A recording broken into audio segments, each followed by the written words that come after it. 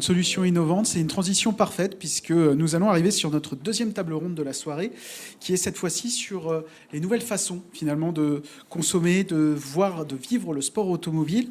Une table ronde sur laquelle nous allons évoquer l'e-sport, nous allons également évoquer la série Netflix et également les nouveaux publics qui viennent sur les circuits. Pour cette table ronde, j'invite 4 personnes et notamment Romain Monti, que vous devez voir souvent si vous ouvrez votre Instagram notamment, qui est avant tout pilote de course, mais également YouTuber, e-racer, et que l'on peut voir régulièrement sur nos réseaux sociaux. Merci Romain d'être là ce soir. J'appelle également Nicolas Beson, qui est membre du board de France eSport et de eSport Research Network, qui est un spécialiste du monde du jeu vidéo et qui va aussi nous aider à parler de ce média qui est en plein développement, même s'il est bien présent depuis une vingtaine d'années.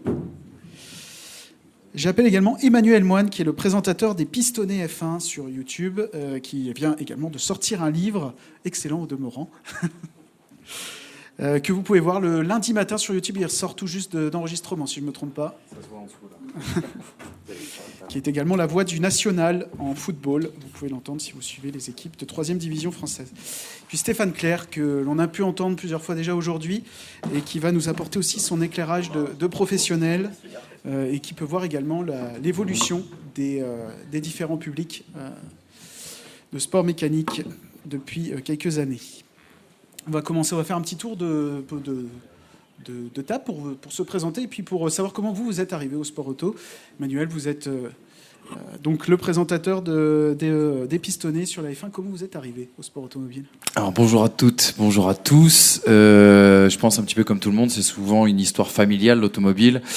On aime les beaux objets, donc on aime forcément les voitures, et on aime les choses qui vont vite et qui produisent de l'émotion. Et donc moi, je suis tombé dedans très jeune, par le biais d'un papa et d'un grand-père qui adorait ça. Et je fais partie, à travers le projet des Pistonnés, de ceux qui ont surfé sur la vague Netflix, c'est-à-dire ceux qui ont senti que ce qu'on présentait comme un sport de ringard allait devenir une bête d'entertainment. Et donc on a surfé là-dessus et on a monté ce projet donc de talk autour de la F1 et beaucoup d'émissions de talk politique, de talk autour du football notamment, et sur la Formule 1 ça existait peu, et on a surfé sur toute cette vague justement pour créer tout ça. À côté de vous, vous avez un collègue de YouTube, Romain, qui est pilote professionnel, que l'on peut voir à Maranello, que l'on peut voir sur tous les circuits du monde. Romain, avant d'arriver justement à faire de l'automobile son métier, je suppose que ça vient aussi d'une passion très jeune. Ouais. Alors pareil, un parcours un petit peu atypique. Je suis pas issu d'une famille de sport automobile de base. Je suis tombé dedans un peu par hasard. Ça m'a beaucoup plu. Et en fait, je vais résumer parce que je commence à être un peu haché. Donc je vais résumer un petit peu tout le parcours.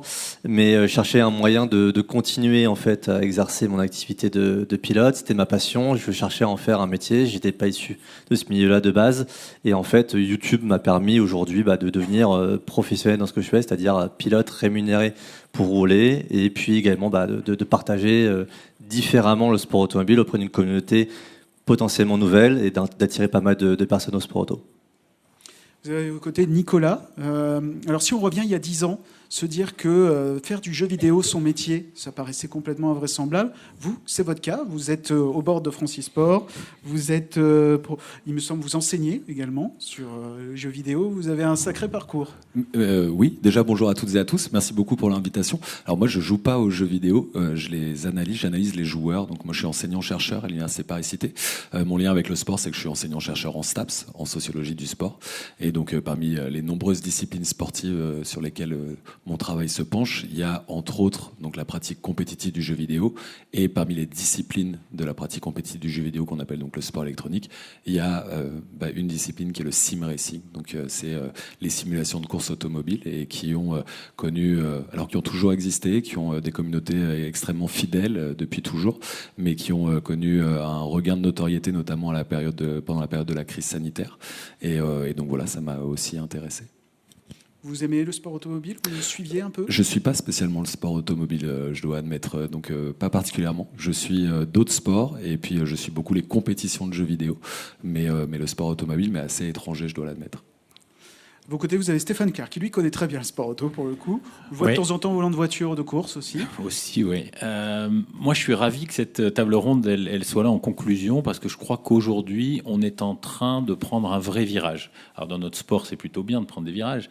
On est en train de le prendre vite, mais j'ai l'impression que tout le monde n'a pas compris que quelque chose s'était passé. Et j'en profite pour féliciter mes amis de l'ACO, parce que ils ont été l'élément déclencheur il y a quelque temps avec le premier GP Explorer de quelque chose qui était né. On en a parlé tout à l'heure de Netflix, évidemment, le fait d'entrer dans les coulisses des réseaux sociaux et des gens qui ont commencé à comprendre que cette passion des sports mécaniques, elle avait une possibilité d'être traduite sur les réseaux sociaux et de devenir un centre d'intérêt, comme toutes les passions. Et la somme de tout ça, on savait pas trop quoi en faire. Nous, dirigeants de circuit, on se disait, mais qu'est-ce qui est en train de se passer ? GP Explorer a ouvert une espèce de fenêtre. On s'est dit, tiens, il y a quelque chose de différent, et on savait toujours pas comment s'en servir. Et là, moi, j'ai eu le sentiment que tous les circuits et que tous les professionnels étaient en train de perdre pied, et qu'on avait face à nous une vraie révolution, et qu'il était temps de comprendre ce qui était en train de se passer. Et donc, ce qu'on est en train de faire ce soir, j'espère que ça va nous permettre d'éclairer un peu le sujet, parce que j'ai moi le sentiment que notre avenir passe par là, parce qu'aujourd'hui, c'est une nouvelle clientèle pour nous. C'est une nouvelle façon de médiatiser nos événements. C'est une nouvelle façon d'aller chercher de nouveaux clients, des jeunes, de s'ouvrir vraiment à de nouvelles populations qui ne sont pas des passionnés de sport mécanique, mais qui, quand ils le découvrent sur le terrain, constatent que ce qu'ils voient à travers les jeux, par exemple, ça existe aussi en vrai.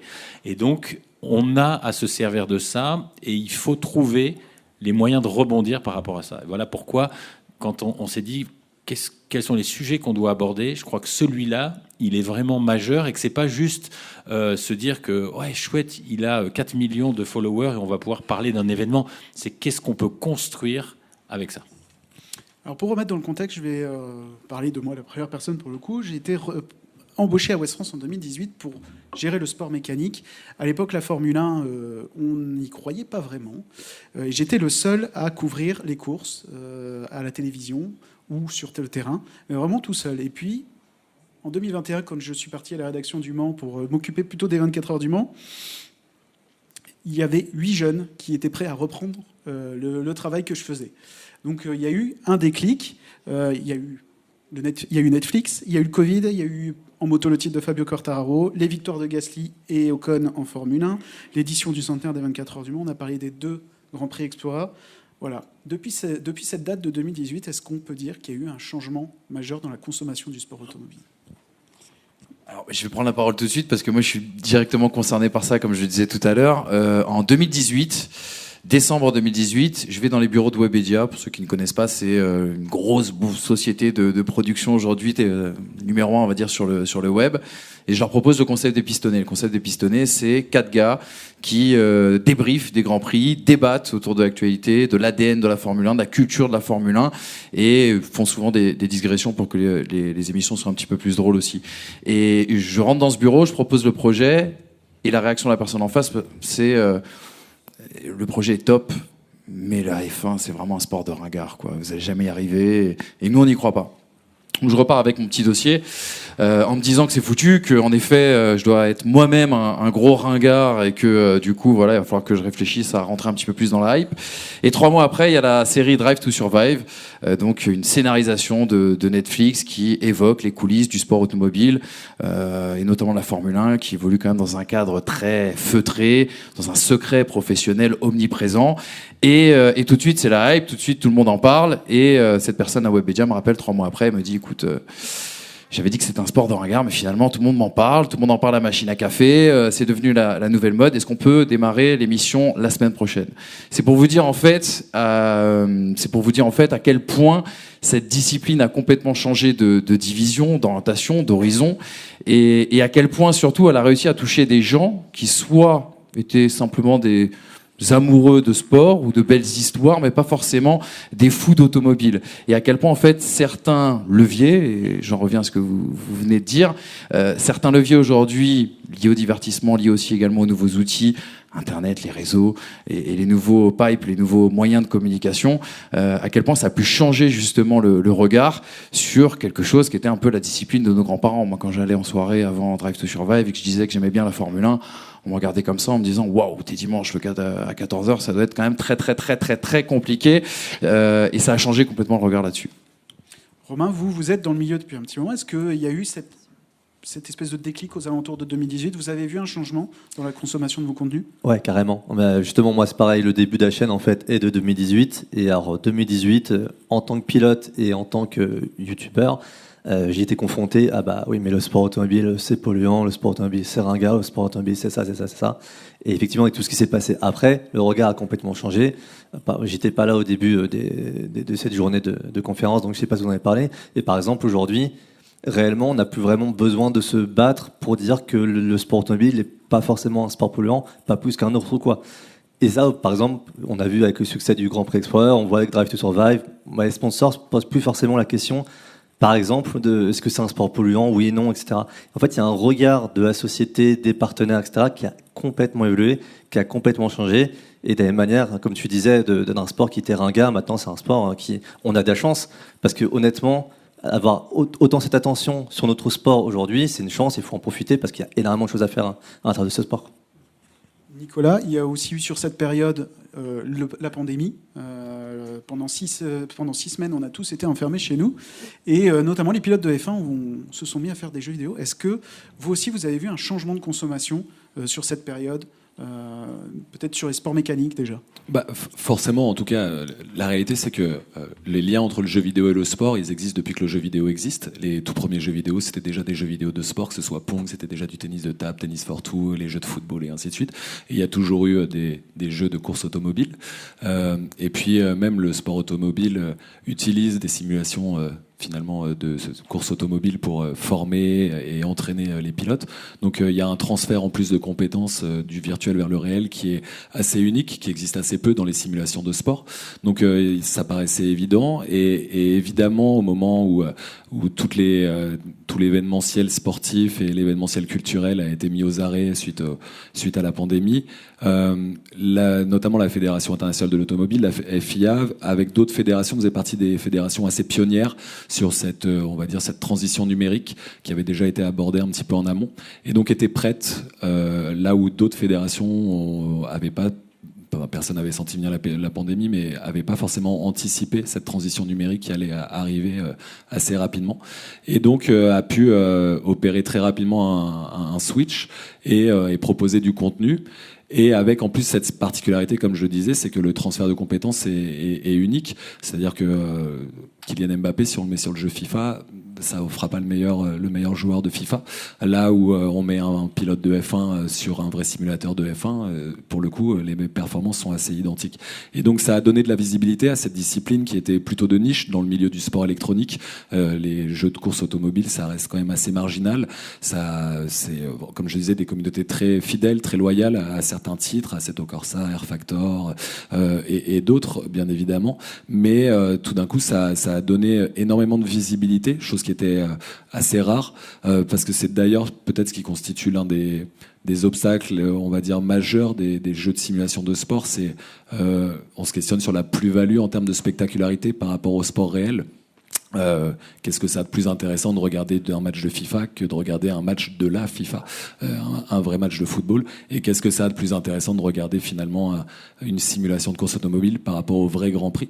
C'est certainement l'une des limites, mais là, vu qu'il n'y avait pas d'autres contenus et que c'était les vrais pilotes qui pouvaient être là, avec en plus du storytelling, je pense que toute la narration qu'il y avait autour était hyper intéressante sur ces Grands Prix virtuels, avec potentiellement des tricheurs, des gens qui essayaient d'en profiter un petit peu, donc il y avait des choses hyper intéressantes et ça a donné beaucoup de visibilité et on le voit aujourd'hui dans les communautés de l'e-sport, beaucoup de fans de jeux vidéo qui ont commencé à découvrir le sport automobile par l'intermédiaire de ces grands prix virtuels et qui aujourd'hui suivent finalement la Formule 1, mais pas que d'ailleurs, et qui se prennent d'intérêt, on va dire, pour le sport automobile de manière assez large. Mais je pense aussi, c'est énormément lié à toute la narration qui est faite autour, les coulisses que vous évoquiez avant, qui sont hyper importants. Et je pense qu'il y a des similitudes aussi entre ces athlètes de sport automobile et ces e-sportifs professionnels en termes de performance, de sacrifices, de concessions qui peuvent être faites,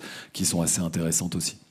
Stéphane, vous êtes toujours le directeur général du circuit Paul Ricard en 2018, année où la Formule 1 est arrivée. Vous avez vu entre les 5 années où il y a eu la Formule 1 sur ce circuit, ce public évoluer, peut-être se rajeunir aussi ? Oui, en fait, moi, j'ai un immense regret, c'est d'avoir commencé trop tôt le Grand Prix de Formule 1, parce qu'on était, c'est vrai, des ringards, donc c'est pour ça qu'on l'a eu, tout simplement, parce que personne n'en voulait.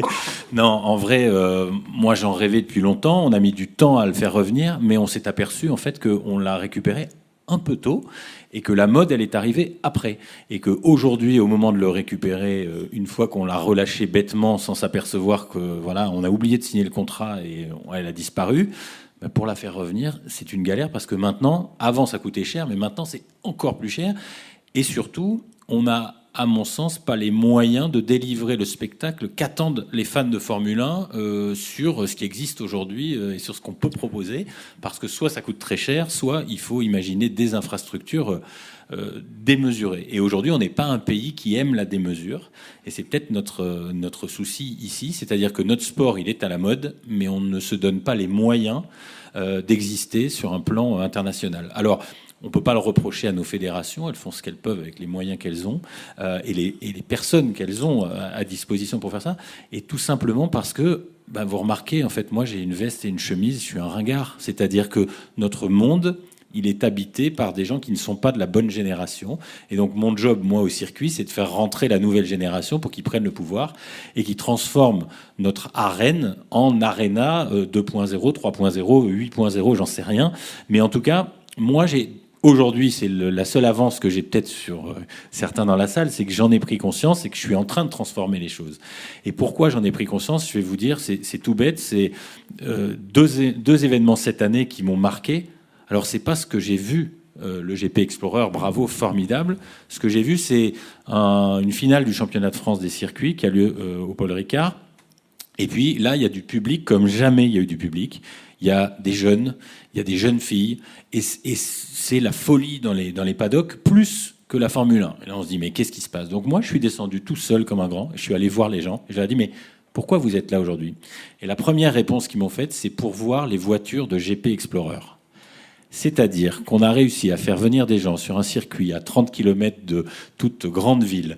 Ils sont venus, ils ont traîné leurs parents, qui n'étaient pas des fans de sport automobile, pour voir des voitures qui sont des F4. Et quand nous, professionnels, on sait ce que c'est qu'une F4, quand on sait qu'en plus, ils ont vu des pilotes qui sont des amateurs, c'est-à-dire qui aujourd'hui, sur une grille de championnat, seraient sans doute assez loin derrière, on se dit, bon, là, il y a quand même quelque chose qui s'est passé. Et quand on leur demande, mais c'est tout ? Ah non, c'est aussi parce que Anastasia et Despiello sont là, il paraît qu'ils viennent à 16h. Et là, panique partout, parce qu'il y a 2 personnes, alors qu'il y a des pilotes qui sont des pilotes pros depuis très longtemps, qui sont très performants, qui ont des palmarès internationaux, qui ont gagné des championnats du monde, ils sont là, mais les gens, ils sont venus voir pour 2 youtubeurs. Et hier, c'est pas vieux, j'étais avec GMK, 4,5 millions de followers, et Sébastien Loeb. Je me balade avec les deux, et ils ont, allez, je vais être gentil, ils ont la même audience et le même nombre de fans. Mais je vous cache pas que c'est surprenant, c'est-à-dire qu'on les a mis tous les deux, et vous verrez les images dans pas longtemps, dans la même voiture, et ça fait un carton. Et ça fait un carton alors que ça coûte rien à organiser. Il y a rien. Il y a rien, mais il y a tout à la fois. Il y a une histoire, le storytelling, tout ce qui est raconté autour de ça, c'est ce qui manque à nos disciplines. Il y a des personnages, et aujourd'hui les stars, ce sont plus malheureusement les champions. Alors ils y arrivent, et Romain, t'es un peu l'exemple de ça, c'est-à-dire que le champion tout seul, s'il ne sait pas raconter son histoire, s'il n'utilise pas les réseaux, il n'est plus rien aujourd'hui, et c'est valable aussi en Formule 1, l'image est hyper importante. Et puis, donc on se dit, si les stars sont plus les mêmes, est-ce que les compétitions, c'est ça qui intéresse les gens ? Non, la réponse est non, en fait, c'est pas la compétition, c'est le festival, c'est-à-dire c'est pouvoir voir des belles voitures, rencontrer des youtubeurs, rencontrer des pilotes, jouer participer, essayer, s'asseoir dans un simulateur et éventuellement s'asseoir et conduire une voiture. Et donc notre job maintenant, il a changé. C'est-à-dire qu'il va falloir s'adresser à ce public-là, ce qui est déjà un peu difficile. Donc ça va se faire par l'intermédiaire des gens qui savent. Donc ça, c'est une première chose. Et puis il va falloir construire des événements qui correspondent à ce nouveau public. Parce que en annexe, il y aura des courses support de Formule 1, Formule 2, Formule 3, mais c'est pas ça qui intéresse. Et c'est cette révolution qu'on est en train de vivre qui nous oblige, nous, à changer et à se dire, OK, l'histoire est en marche, il faut pas louper le train. Nicolas, est-ce que vous avez regardé le Grand Prix Explorer? Pour remettre dans le contexte, c'est 40 000 jeunes qui étaient présents en 2022, 60 000 en 2023, une ambiance de folie sur le circuit Bugatti qui n'a jamais été vue, même aux 24 heures du Mans, je pense. En termes d'ambiance, on était quasiment dans un stade de foot. Est-ce que vous avez regardé cet événement et si oui, quel regard vous en avez? Alors non. J'ai pas regardé aucune des deux éditions et pourtant je savais qu'elles étaient là. Ça m'intéressait pas, pour être très honnête. Moi, je suis très fan de compétition et je suis fan de performance. Et là, c'est du divertissement. Et ça m'intéresse moins à titre personnel. Et je comprends très bien que ça fonctionne très très bien. Et je sais pourquoi ça fonctionne. Et j'en suis ravi. Mais c'est pas ce que je recherche. Moi, quand je regarde du sport, j'ai envie de voir des performances et avec les meilleurs, si possible. Et on l'a dit, là, le succès du GSP Explorer, il repose entre autres, pas que bien évidemment, mais entre autres sur des personnalités, des célébrités qui sont de très grands entertainers, je vais appeler ça, et entertaineuses, et j'aime beaucoup toute l'histoire qu'il y a de les former en amont, je trouve ça super, mais c'est pas ça que j'ai envie de voir. Si je veux regarder du sport automobile, je crois que je préfère regarder les meilleurs pilotes du monde s'affronter sur un circuit, donc je l'ai pas regardé, mais le regard que je porte dessus, c'est que je trouve ça hyper intéressant. Je trouve que aujourd'hui, ça a été très bien rappelé, c'est en fait, je trouve que le switch qu'il y a dans la société, il est intéressant à analyser parce que la manière de concevoir l'activité physique et sportive, elle est plus que axée autour de la compétition, qui est très élitiste. Moi, j'ai grandi avec ça. Mes parents étaient fans de compétition. Mon père était fan de compétition, et je continue de faire du sport en compétition à titre personnel à mon tout petit niveau, bien évidemment. Mais j'aime bien aussi que la population aime l'activité physique pour autre chose que la compétition, pour le divertissement, pour les aspects éducatifs, pour les aspects de santé, et je trouve ça assez pertinent pour les fédérations de manière générale, au sens large, les fédérations sportives aujourd'hui, d'essayer de ne plus s'adresser qu'aux licenciés, mais de s'adresser aux pratiquants, de s'adresser aux fans qui ne sont pas forcément que pour la compétition, et donc de créer des festivals. Ce que les pilotes peuvent regretter, je crois que c'est dernièrement, il y a un pilote qui s'est exprimé, je crois, dans les médias en disant malheureusement qu'il trouvait que les gens venaient plus pour le festival que pour la performance, et je comprends tout à fait ce sentiment de ce pilote-là. Mais en même temps, je trouve ça intéressant que les gens viennent aussi pour autre chose, et je trouve que c'est aujourd'hui dans un monde où le modèle fédéral sportif est en crise, il a besoin de se réinventer. Et de s'adresser non plus simplement qu'aux compétiteurs, mais aux pratiquants au sens large. Si la fédération d'athlétisme ne s'adresse qu'aux licenciés d'athlétisme, il y a beaucoup de gens qui font du footing, du jogging, qui ne sont pas licenciés. Il y a beaucoup plus de pratiquants que de compétiteurs, et donc je trouve ça tout à fait pertinent d'aller toucher ce type de public-là avec finalement des produits qui sont différents et qui s'adressent à d'autres cibles de manière générale. Mais je ne suis pas cette cible-là, en tout cas pour le sport automobile. Romain, oui, bien sûr. Je suis chaud pour rebondir dessus parce que le Grand Prix Export, j'y étais l'année passée sur le plateau. Et comme dit Stéphane, moi j'ai un petit peu la double casquette qui est celle de pilote et celle de youtubeur. Donc en fait, j'arrive un peu à analyser ce qui se passe. Et en fait, il faut qu'on comprenne tous ici dans cette salle, c'est que notre sport, il a gagné au loto. Il a gagné au loto par Drive to Survive, il a gagné au loto par Grand Prix Export, etc. Squeezie, il aurait très bien pu choisir la pétanque, le water polo ou quoi que ce soit. Et si nous, acteurs du sport automobile, on avait voulu réunir 1 million la première année, 1 300 000 personnes la deuxième année, 40 000 et 60 000 spectateurs sur des F4, jamais on n'y serait parvenu. En fait, ça crée une frustration dans nos sports parce qu'on se dit c'est dommage parce que ce sont des amateurs. En fait, effectivement, on a réussi à faire venir du monde. Et je pense pas exactement comme toi, dans le sens où en fait, je pense que effectivement, c'est dommage que ce soit des amateurs qui soient mis autant en avant, mais pour autant, on sait que c'est ces gens-là qui font venir du monde. Donc faisons coexister les deux. Faisons en fait des championnats mixtes, où en fait, sur un week-end de course, on pourrait aussi bien avoir des influenceurs, des youtubeurs, un JMK, Et voilà, tu fais un duo, t'as tout dit, tu fais un duo JMK Sébastien Loeb. Tu fais une voiture partagée sur un week-end de course où tu as une course avec Sébastien Loeb au volant et une course avec JMK au volant. Et tu fais des duos comme ça. Donc en fait, tu as autant la partie sportive qui met en valeur avec des pilotes de renom comme Sébastien Loeb ou comme Dorian Pain ou comme des futurs espoirs du sport auto français, et la partie médiatique où tu as fait venir des dizaines de milliers de spectateurs sur place pour voir une course de F4. Donc en fait, aujourd'hui, les deux peuvent coexister. Il faut juste pas avoir cette vision un petit peu rétrograde de dire ah bah oui, mais il y a Francis Dupin qui a 15 ans et qui c'est la nouvelle star de demain. Oui, mais Francis Dupin, si tu n'intéresses pas à son parcours, si tu mets pas en valeur, si tu n'intéresses pas les sponsors, il fera jamais rien, Francis Dupin. Donc c'est pour ça aujourd'hui on a... Il n'existe pas vraiment Francis Dupin. Peut-être qu'il existe. Il a jamais eu sa place.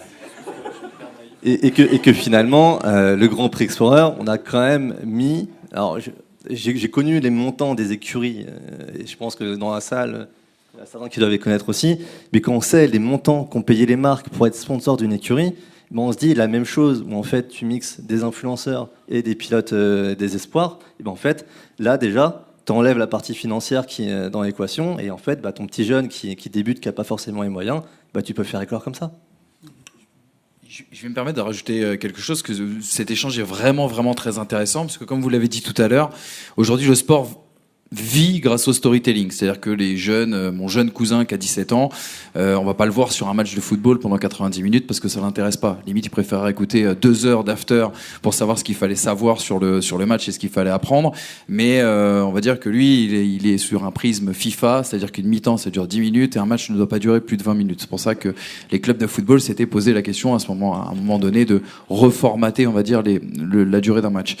Moi, je dis quand même si, comme l'a dit Romain, il a raison, on a gagné au loto. Hein, moi, je pensais pas le voir de mon vivant, mais il va falloir quand même se méfier aussi également de la prépondérance du divertissement. Le storytelling, c'est une main tendue pour justement remoderniser une discipline. Le divertissement, c'est une porte d'entrée pour présenter qu'est-ce que c'est le sport automobile. On reprend l'édition, par exemple, de cette année du Grand Prix Explorer. Il y a peut-être 60 000 jeunes qui sont venus voir leur influenceur préféré et ils ont découvert dans la même journée qu'est-ce qu'était une F4, quelle était l'émotion d'un V8 monté dans une Formule 1, qui était Pierre Gasly, Esteban Ocon et tous les invités qui étaient présents. Donc quelque part, c'est une porte d'entrée parfaite pour insuffler une culture sport automobile. Et Dieu sait qu'on a dû travailler encore un petit peu dans notre pays malgré cette hype. Maintenant, il faut faire très attention, et je pense que c'est le grand défi aujourd'hui de la Formule 1, il faut faire attention au côté volatile et au côté versatile aussi également de ce nouveau public. C'est-à-dire que si vous basez votre stratégie uniquement vis-à-vis de ce nouveau public, vous risquez de vous séparer de votre base et vous risquez aussi peut-être de vous mettre en danger parce que ce public-là aujourd'hui trouve du divertissement chez vous. Mais la vérité, c'est qu'aujourd'hui en Formule 1, on a une saison un peu maussade, un petit peu ennuyante, ennuyeuse.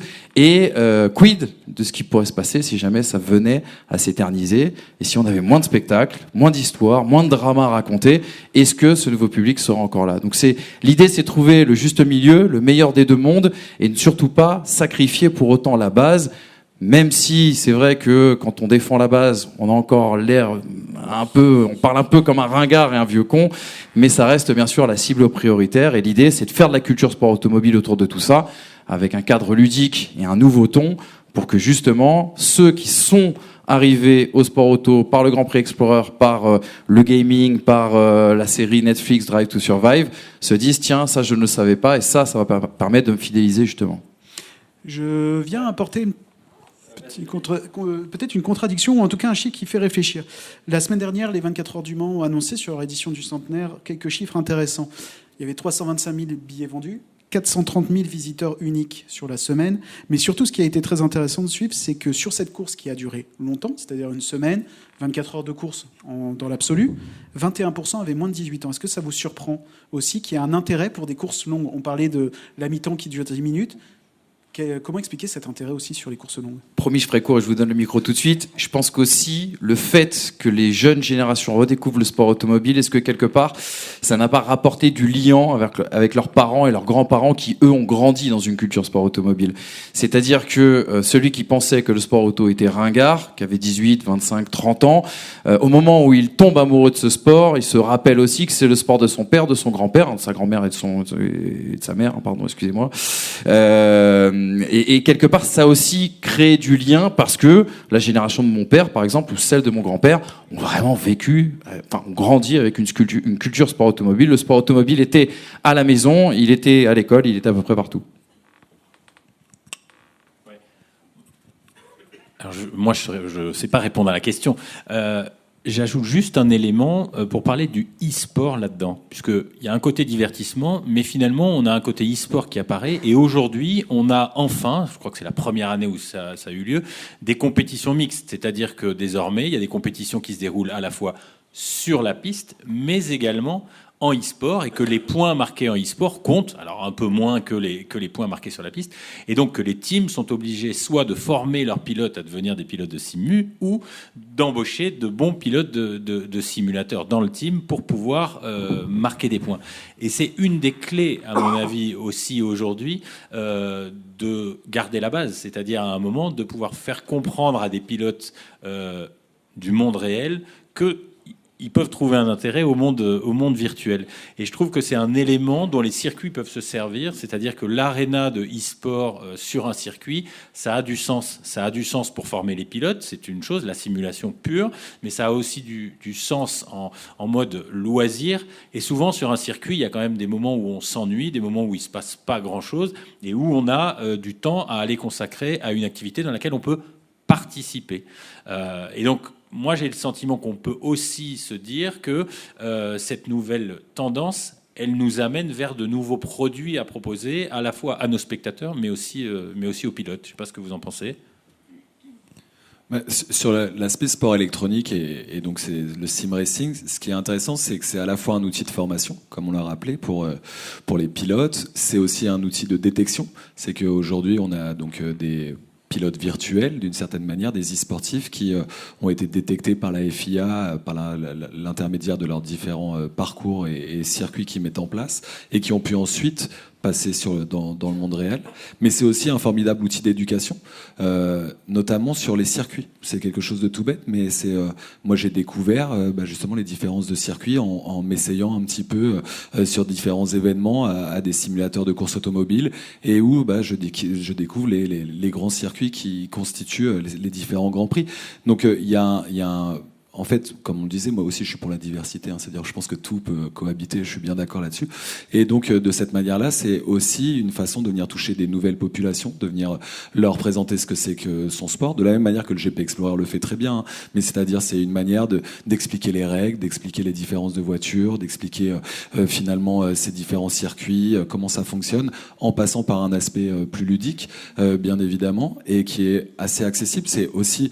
Il y a deux autres gros avantages, je vois, dans l'e-sport, c'est l'accessibilité économique. Je pense que même si ça coûte cher d'être bien équipé avec un beau simulateur de course automobile chez soi, mais ça reste, il me semble, quand même toujours moins onéreux que de faire de la course automobile en vrai. Et puis la préservation de l'intégrité physique. Là encore, on est sur des activités avec des activités à risque, comme dans beaucoup d'activités sportives, mais où les sports automobiles, on le sait, sont particulièrement accidentogènes. Et de pouvoir le pratiquer de cette manière-là, c'est aussi une manière de découvrir finalement ces activités tout en préservant son intégrité physique. Et j'aime bien la stratégie qui est mise en place par la FIA de manière générale, c'est-à-dire qu'ils ont intégré ces e-license, donc ces permis de conduire d'une certaine manière virtuelle, qui sont une porte d'entrée, j'imagine, pour des futurs pilotes en tout cas, et j'y vois finalement un des multiples leviers pour pouvoir finalement diversifier les publics qui veulent adresser au fur et à mesure, comme on le disait tout à l'heure, en diversifiant aussi les produits qu'ils proposent. Alors une petite anecdote aussi autour de cette, on va dire, pédagogie autour du sport automobile. Au musée des 24 heures du Mans, la voiture la plus populaire, pour ceux qui s'en rappellent, c'est la Nissan GT-R LM de 2015, qui a été un fiasco total. Un jour, Nissan s'est dit, on va faire une traction à moteur avant pour gagner Le Mans. Voilà, bon, cette voiture n'a pas marché. C'est la plus populaire. Et il faut savoir en fait que cette voiture était l'une des plus rapides dans le jeu Forza Horizon 7. Forza Motorsport 7, pardon. Et donc, la voiture qu'il fallait gagner à tout prix. Et donc, il y a beaucoup de jeunes. Et je vous invite un jour à aller au musée des 24 heures et d'aller voir le nombre de personnes qui posent des questions autour de cette auto, qui pourtant était un fiasco total. Voilà, pour remettre un peu dans le contexte aussi de la force du jeu vidéo. Je rebondis sur ça pour vous poser la question. Aujourd'hui, la F1 a sa série de jeux vidéo, le WRC a sa série de jeux vidéo, les 24 heures du Mans vont avoir la leur qui va sortir en février prochain. Est-ce que c'est incontournable d'avoir une série jeux vidéo aujourd'hui pour faire connaître son sport? Alors, je vais répondre très brièvement. Je ne pense pas. Mais pour le sport automobile, ça fonctionne hyper bien. C'est-à-dire qu'aujourd'hui, je ne pense pas que la fédération de judo, elle doit avoir son jeu de judo.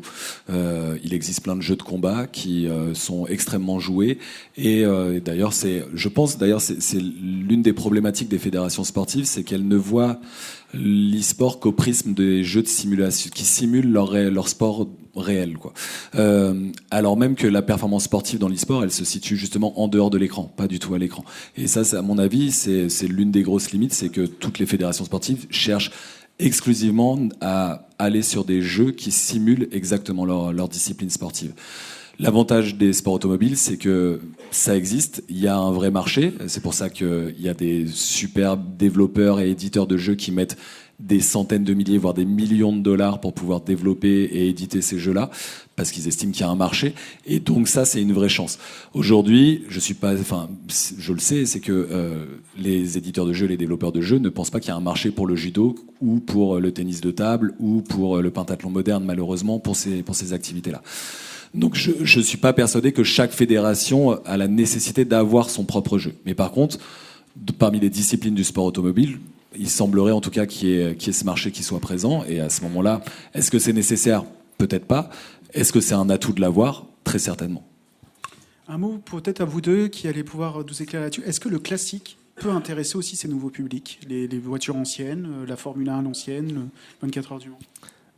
Pour ça, il faut, je pense, réintéresser les jeunes à ces voitures qu'ils ne connaissent pas. Donc, encore une fois, je pense qu'effectivement, le classique est...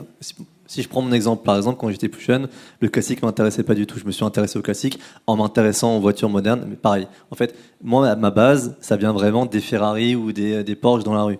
De là, en fait, je me suis intéressé après aux déclinaisons de voitures de course. Et en m'intéressant aux voitures de course, je me suis intéressé ensuite à ce qui se faisait avant. Donc, en fait, c'est une éducation que, pour le coup, j'ai eue moi-même. Et je pense que c'est une éducation qu'il faut avoir auprès des jeunes. Le biais, lequel, je ne sais pas, parce que demain, je pense que tu fais un jeu vidéo uniquement sur des voitures classiques. Je ne suis pas persuadé que ça va intéresser grand monde, parce que les gens ne connaissent pas. Il y a beaucoup de choses que les gens ne connaissent pas. Tu parlais des voitures classiques, même en réel, ou uniquement par le prisme du jeu vidéo? Non, globalement. Parce que pour le coup, c'est vrai que nous, on avait connu une expérience au Grand Prix de France, je crois que c'était 2021, il y avait des Formule 1 qui roulaient, Formule 1 qui avait 10, 15, 20 ans pour certaines, et je crois qu'il y en avait une qui avait un V10 par exemple, et ceux qui ont déjà entendu un V10, vous savez que c'est le langage de l'émotion, c'est le langage du cœur, hein, je ne vais pas vous convaincre, on est tous ici réunis pour ça, et on était partis avec des gens, justement, avec les pistonnés, on était partis avec des gens qui venaient, à qui on a fait gagner un concours, et qui venaient pour la première fois sur un Grand Prix. Et je me rappelle, on avait fini notre journée de travail et on ne le savait pas, mais ces voitures ont commencé à rouler. Et il fallait voir en fait l'expression du visage de ces gens qui venaient pour la première fois sur un circuit et qui entendaient ces bruits, qui sentaient ces odeurs aussi, parce que ces voitures avaient de fortes odeurs. C'est vrai que ça me manque un petit peu. Et c'est vrai que tout de suite c'était le langage de l'émotion. Et par ce prisme-là, encore une fois, on a pu réintéresser des gens à cet objet magnifique. Et c'est peut-être des gens qui 3 ou 4 ans avant, dans des dîners mondains citadins, disaient que la voiture ça polluait, que la voiture il fallait absolument s'en débarrasser et passer au vélo électrique. Donc c'est bien la preuve que il faut toujours, on a parlé du storytelling, là on peut parler un peu plus de l'expérience, de l'émotion, et on en revient encore au Grand Prix Explorer. Pour ceux qui étaient sur la dernière édition, il fallait voir l'ambiance dans les tribunes lorsque les deux Alpines ont roulé. Il s'est passé quelque chose dans le cœur et dans la tête des gens. Je pense que ce jour-là, Esteban Ocon et Pierre Gasly étaient plus Led Zeppelin qu'autre chose. Pour être vraiment honnête. C'était vraiment des stars de concert. Une question également sur le sujet de l'écosensibilité. On a parlé de ce public qui pouvait être volatile. Est-ce que il faut aussi adapter son discours par rapport à l'écosensibilité qui peut exister aujourd'hui dans les publics plus jeunes? Je garde la main comme ça. Oui, parce que c'est le sens du marché. On dit que le sens du marché va dans le sens aussi également des velléités du consommateur. Aujourd'hui, si on fait des voitures hybrides ou si on cherche une alternative au moteur thermique, c'est pour une question aussi de question de business, question d'image, et la question que le monde a changé justement et que les aspirations des gens sont différentes. Donc chez les nouveaux fans particulièrement, il y a cette idée de parfois, enfin moi on peut en croiser dans la rue, dans les soirées, là où on va. Certains disent j'aime bien la Formule 1, mais j'ai du mal à l'avouer, on va dire, de manière publique, parce qu'on me dit que ça pollue. Et c'est là aussi où tout l'aspect pédagogique et toute la culture F1 qu'on doit justement insuffler, F1 au sport automobile bien évidemment, c'est d'expliquer que justement c'est un banc d'essai en fait pour la voiture de demain. Et ça, je pense que c'est quelque chose, c'est un levier sur lequel on ne communique pas assez, on n'explique pas assez à quel point le sport automobile a fait évoluer la voiture de Monsieur Tout-le-Monde et à quel point ça va être une véritable révolution dans les années à venir. En Formule 1 notamment avec les biocarburants qui vont arriver, les autres disciplines. Donc je pense que oui, en effet, chez les nouveaux fans particulièrement, il y a cette prise en compte en tout cas de l'aspect environnemental. Mais encore une fois, ça ne doit pas être une faiblesse et ça ne doit pas être une crainte pour nous qui sommes des défenseurs et convaincus du sport automobile ou de l'automobile en règle générale. Mais là, on reste quand même sur un sujet qui est compliqué. Parce que on a la Formule I qui essaie justement de mobiliser énormément sur l'éco-sensibilité, etc. Sauf que sportivement, même si ça marche de plus en plus, c'est compliqué d'attirer un public sur un sport qui fait pas de bruit. Moi, j'avais été voir, c'était à l'époque dans l'enceinte de Paris, parce que c'était l'enceinte de Paris justement, c'est la grande force. C'était compliqué d'attirer un public électrique où il y a pas d'émotion. Aujourd'hui, la Formule 1 a la chance d'avoir un coup de projecteur, de distiller énormément d'émotions. Voilà. En fait, qu'est-ce que sera la F1 électrique ? Est-ce que justement ces jeunes qui aujourd'hui se posent des questions écologiques suivront derrière ? Je ne sais pas. Stéphane, peut-être ? Ça, c'est un de nos paradigmes, je dirais, au quotidien. C'est de faire comprendre qu'on a une passion, d'essayer de la faire partager, et puis, non pas de cacher, mais de mettre en valeur tout ce qu'on fait pour qu'elle soit respectable. Et on le fait au quotidien pour tout, c'est-à-dire que ce soit maintenant pour recevoir des clients, vous avez dans les cahiers des charges des constructeurs un nombre de choses minimales à faire, vous avez des labels à obtenir, vous avez des normes à respecter, et maintenant c'est normal. Mais j'allais dire que le monde a changé et que pour moi je ne vais pas dire ça parce que Nathalie, qui travaille sur ça toute la journée, pourrait le regretter, mais c'est déjà derrière, c'est-à-dire que c'est une base. C'est qu'aujourd'hui, le constructeur automobile ou le circuit, s'ils ne sont pas éco-responsables, ils ne peuvent pas exister, ils ne peuvent plus exister. Donc on va considérer que ça, c'est fait. Il faut maintenant en parler, vous l'avez dit, il faut communiquer là-dessus parce que ça, on ne sait pas encore bien le faire. Mais les actions sont menées. Notre bilan carbone, il ne vient pas des voitures sur la piste. Notre bilan carbone, on l'a vu tout à l'heure, à 80%, il vient de ce qui se passe autour, c'est-à-dire comment les spectateurs se sont déplacés, comment les équipes ont amené leur matériel, et surtout qu'est-ce qu'elles ont consommé en pneumatique, en carburant et en logistique pour amener tout ça. Si on réglemente un peu les choses, si on incite les spectateurs, comme l'ACO le fait avec son Green Ticket, si on fait tout ça, je dirais qu'on sera parfaitement respectable et que c'est un non-sujet. Et à partir du moment où c'est un non-sujet, comme on a la chance d'être à la mode, alors tout est permis. J'allais dire l'avenir est plutôt radieux, y compris avec le jeune public. Et c'est ce qui fait, je pense, qu'aujourd'hui, on revoit des jeunes dans nos paddocks. C'est qu'ils ont compris qu'on faisait des efforts et qu'on n'était pas les méchants comme on a pu l'être depuis quelques années. Je me permets de rajouter quelque chose, parce que c'est très intéressant et ça concerne le Grand Prix de France justement. Il y a 2022, dernière édition du Grand Prix de France. Le Grand Prix de France était le seul Grand Prix au monde, au calendrier de la Formule 1, à avoir un label RSE, qui faisait la fierté justement de la France. Preuve que, mon analyse d'extérieur, c'était de me dire que s'ils sont allés justement chercher ce label, c'est bien qu'il y a une conscience en tout cas autour de l'environnement en France et que c'était aussi également pour convertir le public. Malheureusement, et c'est la petite critique qu'on peut faire, c'est qu'à ce Grand Prix de France, il n'y avait pas de ministre des Sports, pas de président, pas de Premier ministre, et peut-être que la vulgarisation ou le fait de casser certaines idées reçues doit aussi à un moment donné être impulsé politiquement. On sait que le greenwashing fait dire beaucoup de bêtises ou empêche certaines paroles aussi également de se délier. Et je pense que c'est important aussi également que nos politiques prennent en main cette question. Et je vais rebondir.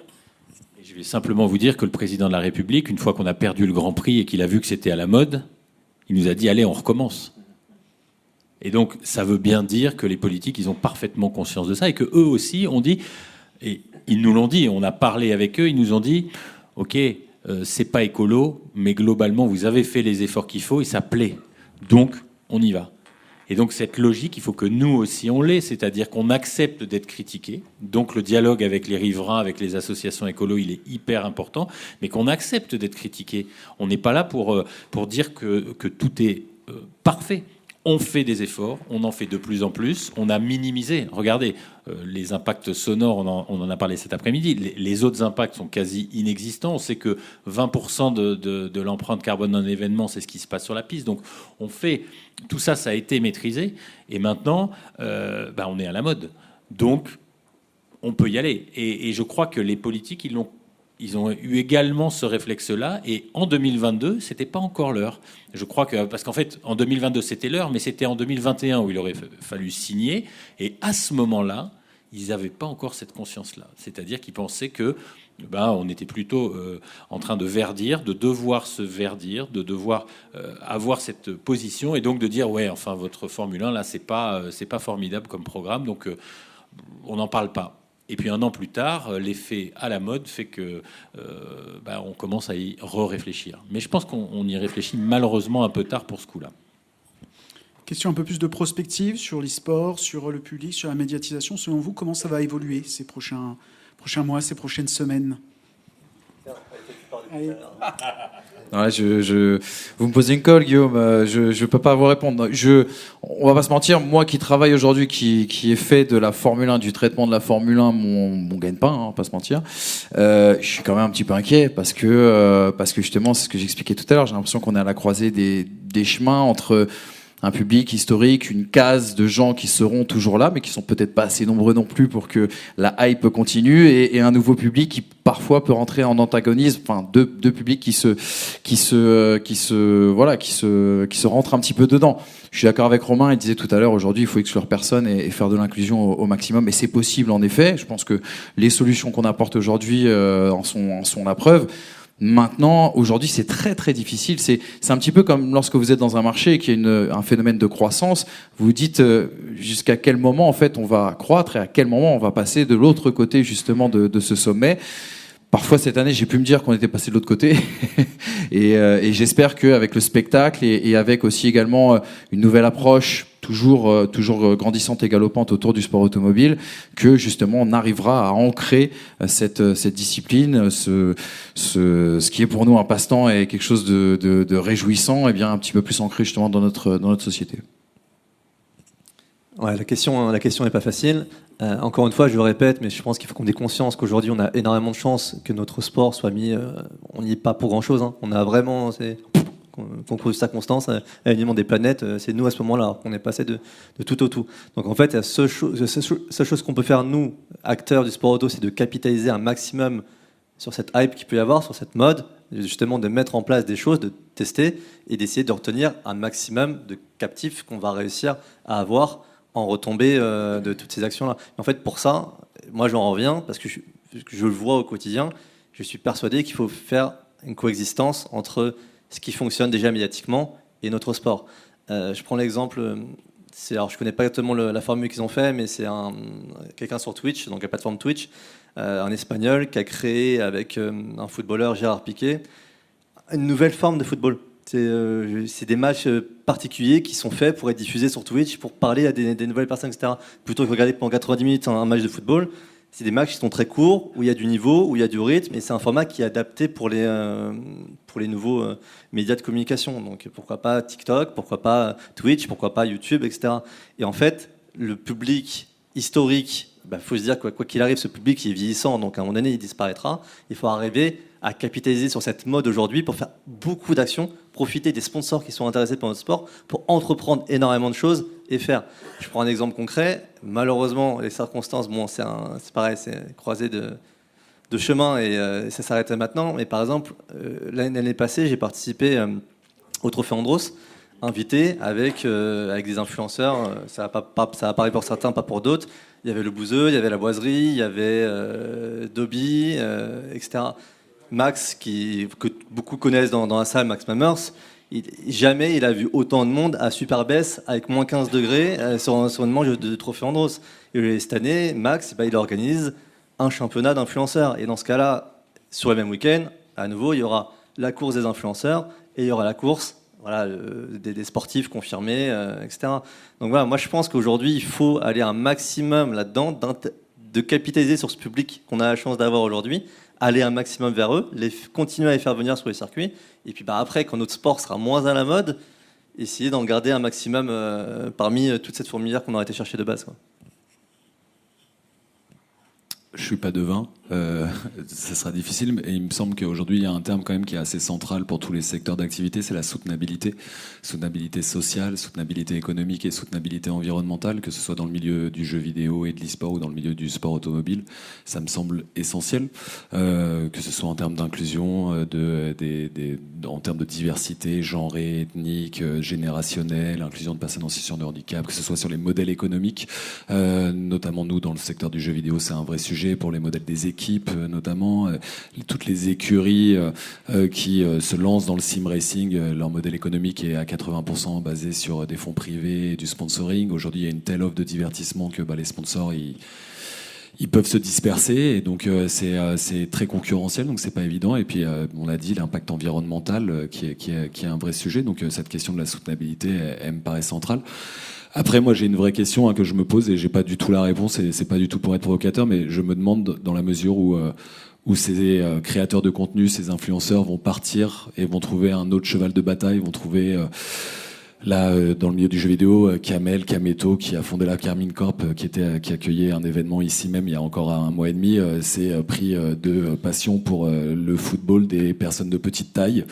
Donc ça va mettre un énorme coup de projecteur sur ces phénomènes-là, mais ça aurait pu être pour le sport automobile, et puis quand il ira sur autre chose.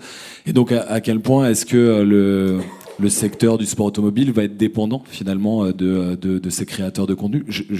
Encore une fois, je sais pas du tout ce qu'il en est, et c'est pour ça que cette question de la soutenabilité, je trouve qu'elle est assez intéressante. C'est comment est-ce qu'on arrive à, comme tu le disais juste avant, à capitaliser là-dessus pour fidéliser. Et ça, je me questionne aussi beaucoup, c'est sur cette question de comment est-ce que finalement on conclut l'essai, quoi. C'est-à-dire, ok, on a attiré des gens grâce à ces influenceurs, même si j'aime pas spécialement le terme parce qu'ils font bien d'autres choses que influencer.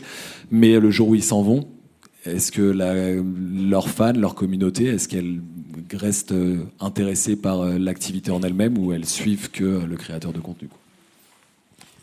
Stéphane, je crois qu'il n'y a pas grand-chose à ajouter à ce que vous avez dit. Vous êtes tous les trois parfaitement dans le vrai, dans les questions qu'on est amené à se poser.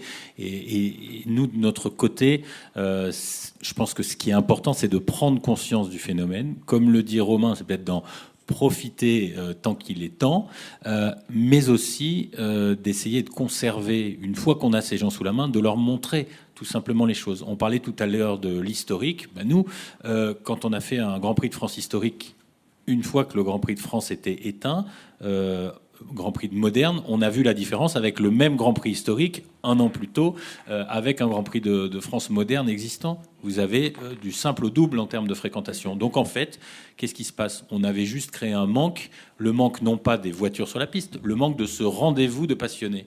Et on a déplacé, et les passionnés de la F1 moderne sont devenus passionnés d'un week-end consacré à l'historique. Ça veut dire finalement que tant qu'on saura faire vivre nos enceintes sportives et qu'on aura quelque chose à proposer, ça fonctionnera. Ensuite, il faut, à chaque fois qu'on va inventer quelque chose à leur proposer, et peut-être qu'il faut modifier les règles, changer les choses s'il le faut, il faut s'adapter à ce public et se dire, voilà, si les gens ont envie de sport, de consommer du sport peut-être en demi-journée, en semaine, sur des formats plus courts, au lieu de passer un week-end à regarder les voitures tourner en rond, peut-être, et peut-être que les courses, elles doivent être simplement organisées finalement pour la télé, et que le circuit, le reste du temps, il doit servir pour des gens qui veulent pratiquer. C'est un autre modèle. Souvenez-vous du modèle antérieur à tout ça.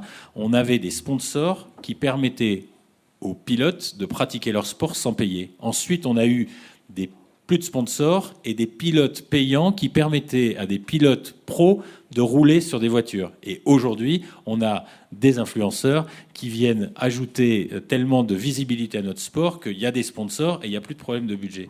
Donc on vit quand même des cycles qui sont totalement différents et on s'en sort à chaque fois. Donc je dirais qu'aujourd'hui, saisissons l'opportunité, mais ne laissons pas passer ce train parce qu'il passe vite. Et il faut vite se réveiller si on veut tous continuer. On a, aujourd'hui, vous n'étiez pas là, fait le bilan économique des circuits sur l'année. C'est une excellente année. Et l'année 2024 devrait être aussi excellente. Donc, profitons de ce bon moment pour investir dans ce qui va permettre aux professionnels de conserver à la fois leur public et des participants, des pratiquants, donc à la fois dans les écoles de karting, dans les écoles de moto, dans la compétition et pour la masse, puisque vous l'avez dit aussi, c'est vrai que c'est important d'y penser, de ne pas tout le temps penser F1 et élitisme. Donc voilà le combo gagnant. Maintenant, on n'a pas la recette magique.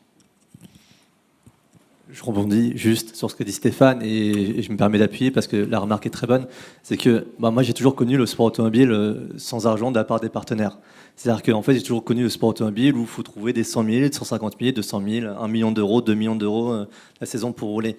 On arrive dans un schéma économique qui est maintenant réellement, je rebondis encore une fois dessus, le GP Explorer, il y a des marques qui sont prêtes pour payer pour qu'il y ait 2 personnes qui roulent dans la voiture.